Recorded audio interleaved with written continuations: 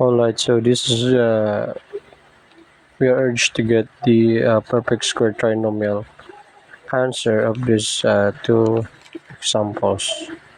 So give the perfect square trinomial. So if you have the square the m, then 2 times m, then times 1, so the product is 2m.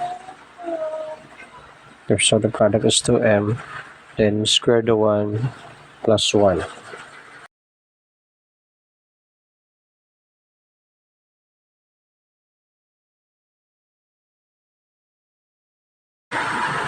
The next, so again I'll repeat, square the 1.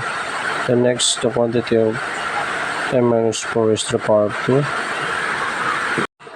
Alright, so square the m, then multiplied to m minus 4.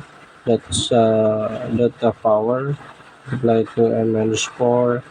So it will give you negative 8m. Then square the last term.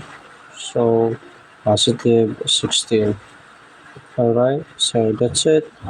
Then for today I'll give you additional problem, and I hope you can answer this problem. The quantity of a plus 3 raised to the power of 2. Okay, so can you answer this problem? Thank you, and don't forget to subscribe if you're new to this channel.